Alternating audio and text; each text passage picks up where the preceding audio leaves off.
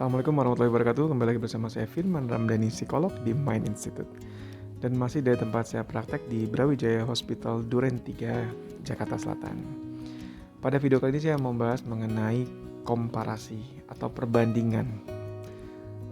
Yang memang ini jadi salah satu hal yang memang manusia tuh ya by default punya ini gitu. Dan secara konstan melakukan ini, membandingkan sesuatu dengan yang lainnya gitu ya. Membandingkan dirinya dengan lingkungannya, membandingkan apa yang dia punya dengan apa yang teman-temannya punya gitu ya.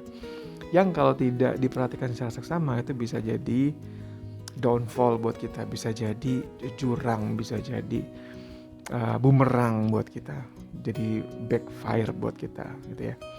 Bisa membuat kita justru lebih tertekan. Misalnya nih ya, pada kasus-kasus depresi,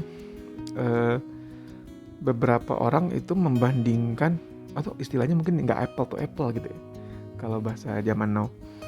Mereka membandingkan kondisi mereka sekarang ketika lagi dalam episode depresi dengan kondisi mereka sebelum depresi. Jadi ketika kita lagi buat setting untuk meningkatkan aktivitas, pada saat misalnya mereka main olahraga gitu ya, lagi dalam episode depresi kita lagi coba tingkatkan aktivitas, salah satunya mungkin berolahraga. Tapi dia akan membandingkan dengan dia dulu sebelum depresi, di mana olahraga itu sangat menyenangkan buat dia. Pada saat depresi, olahraga itu berat banget, rasanya nggak enak banget gitu. Dia membandingkan itu tuh. Pada saat sebelum depresi, olahraga itu happy banget, pleasurable banget. Sekarang pada saat saya lagi episode depresi, olahraga tuh nggak enak banget, berat, nggak enak, nggak nyaman, banyak emosi-emosi nggak nyaman menyertainya gitu ya. Kalau dibandingkan begitu, kita akan pesimis dengan cara meningkatkan aktivitas di olahraga ini pada saat episode depresi ya. Gitu. Karena kita membandingkan dengan dulu sebelum episode depresi. Itu yang disebut perbandingan yang tidak apple to apple, ya gak? Yang harus kita bandingkan adalah olahraga, meningkatkan aktivitas di olahraga nih pada saat episode depresi dibandingkan dengan tetap pasif atau tetap inaktif di rumah, di kamar. Sama-sama lagi kondisi depresi, perbandingannya mana yang lebih nyaman? Apakah tetap di kamar, tetap inaktif, tetap pasif, atau keluar mencoba olahraga ringan? Mana yang lebih nyaman, lebih bikin pleasurable buat kita? Jadi bandinginnya jangan pada saat sebelum depresi, di mana olahraga itu jadi sesuatu yang pleasurable buat kita gitu. Itu yang kita sebut tidak membandingkan dengan apple to apple, tidak dengan perbandingan yang sama levelnya. Dan salah perbandingan, outputnya kita bisa jadi punya emosi-emosi yang tadi yang nggak nyaman juga, emosi negatif, dan juga keputusan yang mungkin maladaptif yang salah nantinya. Akhirnya ketika membandingkan dengan depresi, olahraga sebelum depresi, kita jadi merasa semakin low motivation, kita semakin low mood, semakin mudah lelah. Akhirnya kita semakin inaktif, terus lebih banyak di kamar lagi.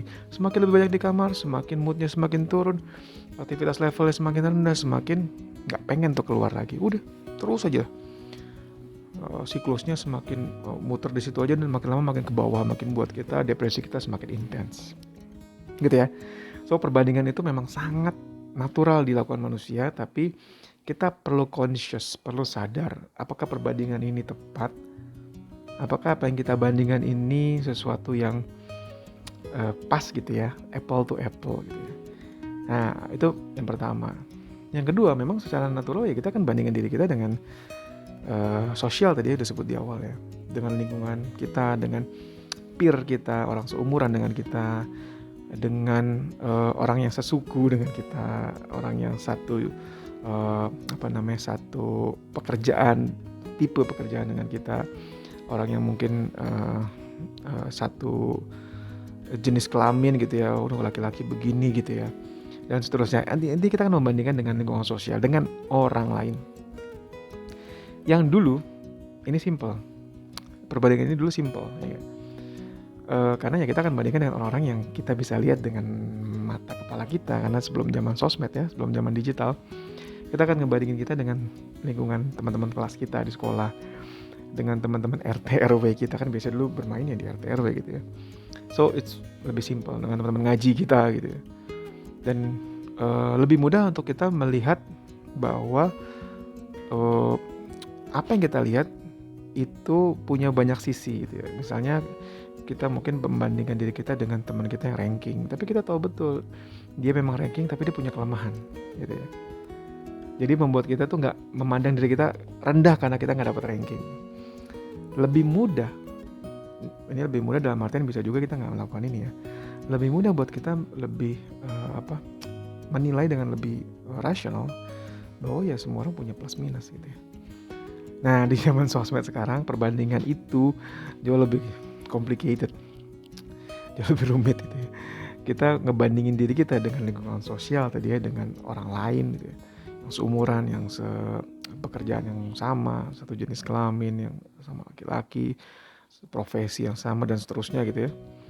Kita jadi membandingkan diri kita dengan sesuatu yang sifatnya satu sisi aja, yaitu ya dengan memandang bahwa orang ini benar-benar bagus banget gitu ya. Karena memang di sosmed itu ya semuanya bagus gitu ya. Apa yang ditampilkan di sosmed kan ya bagus-bagus ya enggak? Sedangkan kita nggak bisa melihat dari sisi lain gitu ya. Sisi lain kehidupan dia. Dan karena kita melakukan itu secara emosional, jadi kita nggak bisa consciously menilai bahwa perbandingan ini salah. Dan pada saat itu kita bisa langsung lompat ke kesimpulan bahwa gue nggak ranking nih, atau dia kaya banget nih, dia spill gajinya di TikTok, di Reels gajinya 50 juta sebulan, sedangkan gue UMR nih. Langsung kita menilai diri kita rendah gitu, langsung lompat ke situ. Mudah sekali kita lompat ke situ, ke kesimpulan itu ya. Itu jadi lagi-lagi ya, basicnya adalah kita constantly membandingkan diri kita dengan banyak hal atau mencari sebuah perbandingan gitu. Dan tadi kita nggak melihat secara utuh orang ini sebenarnya plus minusnya apa, sehingga mudah sekali kita menilai dia sesempurna itu dan kita sejelek itu.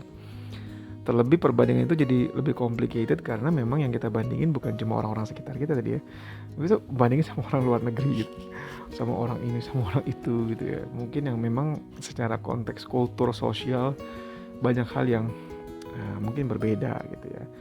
Misalnya dia katakanlah dia posting dia sudah punya mobil gitu misalnya, terus kita merasa kok kita masih begini-begini aja, masih naik motor, naik angkot gitu ya. Mungkin dia orang di Amerika gitu misalnya, tapi ya mungkin di sana secara gaji berbeda mungkin, terus secara kredit mereka memang bukan secara kredit, mungkin mobil memang di sana dijual nggak ada yang cash, harus kredit misalnya.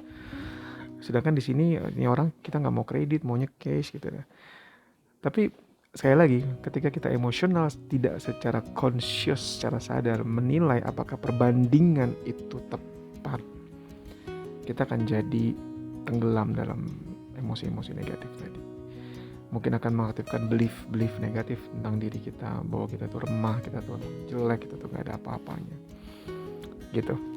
So Nick ya, just reminder buat kita, pengingat buat kita bahwa cara membandingkan tuh perlu dipertimbangkan, apakah perbandingan itu tepat atau enggak. Apakah perbandingan itu justru membuat kita jadi semakin demotivasi malah gitu, artinya ada cara perbandingan yang salah dong ya. Dan sekali lagi, kalaupun itu mengganggu banget gitu ya, ketika kita merasa diri kita rendah, nggak ada apa-apanya, kita jelek gitu ya, ketika kita melihat orang lain jauh lebih di depan kita dan kita kesulitan mengontrol itu, jangan ragu untuk datang ke psikolog ya, untuk datang ke profesional gitu. So sekian video dari saya, semoga bermanfaat. Sampai jumpa di video berikutnya. Dan sebelum saya tutup, ada quick info. Kemungkinan next Juni pertengahan atau minggu depan mungkin ya, Juni awal, saya akan ada tempat praktek lagi satu selain di Brawijaya, yaitu di Cilandak Town Square, di Mula Cilandak Town Square, Jakarta Selatan. Buat teman-teman yang butuh konsultasi terapi dengan metode CBT, silakan nanti kontak di Mind Institute. Situ ada nomor asisten saya, nanti tinggal dikontak. Nanti coba nanti akan diarahkan lah untuk buat janji di Cilandak Town Square di Mula di Jakarta Selatan. Sekian, terima kasih. Wassalamualaikum warahmatullahi wabarakatuh.